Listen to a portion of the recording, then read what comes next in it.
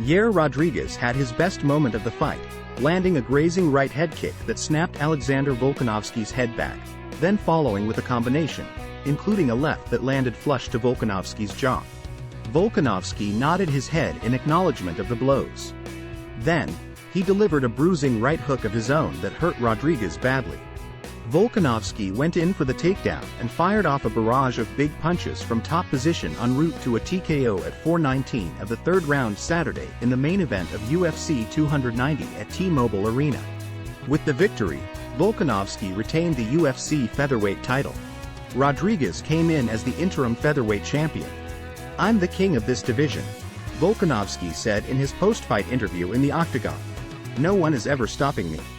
Before UFC 290, ESPN had Volkanovski tied for number 1 on its pound-for-pound MMA list with UFC lightweight champion Islam Makhachev. At featherweight, Volkanovski was ranked number 1, and Rodriguez was number 3. Volkanovski said some fear crept in during this training camp, because of how potent and creative Rodriguez's offense can be. Rodriguez, taller than Volkanovski, is a striking specialist who attacks from all angles with all of his weapons, from fists to elbows to knees and whipping kicks. It certainly did not help Volkanovski that the crowd was overwhelmingly in favor of Rodriguez, with several Mexican fighters like Rodriguez on the card in an area with a large Mexican-American population.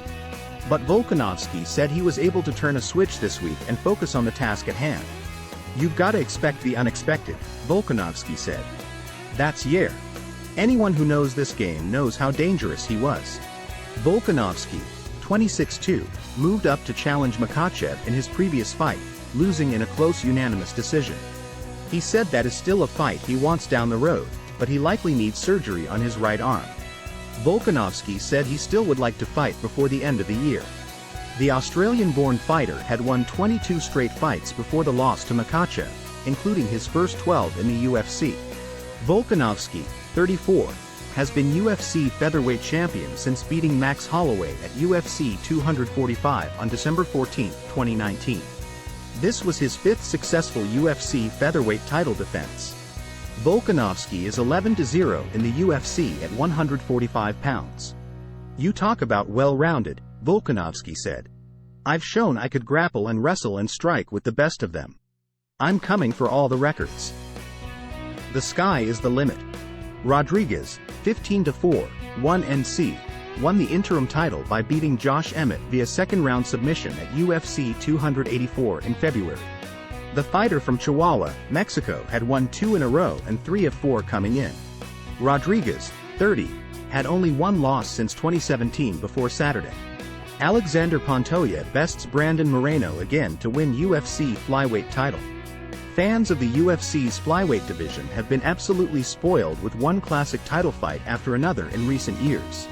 Saturday's meeting between Brandon Moreno and Alexander Pantoja was no exception. After 5 hard-fought rounds, it was Pantoja, 26-5, who claimed Moreno's 125-pound championship, as he narrowly edged the defending champion via split decision in the co-main event of UFC 290 inside T-Mobile Arena.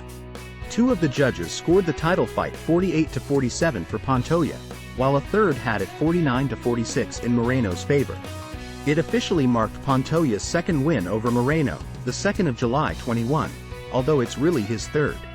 Pantoja submitted Moreno in a bout on The Ultimate Fighter reality show in 2016, but that result didn't count toward their professional records as it took place as part of the show. They fought again in 2018, with Pantoja claiming a unanimous decision. Saturday's contest was the closest and most skilled to date. "Moreno evolved so much," Pantoja said. "I don't expect a tough guy like that tonight, but I worked so hard for this. The last 2 years, I worked so hard, bringing my family to the US from Brazil and my camp to American top team. Guys, if you know my story, you're gonna love me. I've worked so hard for that." The final numbers of the fight reflected just how close it was. According to UFC stats, Moreno slightly outlanded Pantoja 167-161 in total strikes. Pantoja did better work on the ground, however. He took Moreno's back multiple times and racked up more than 8 minutes of control time. Moreno proved to be very tricky to hold down, but Pantoja maintained slightly dominant positions in crucial moments, which might have proved key on the scorecards. Pantoja also dropped Moreno in the opening round with a nasty left hook.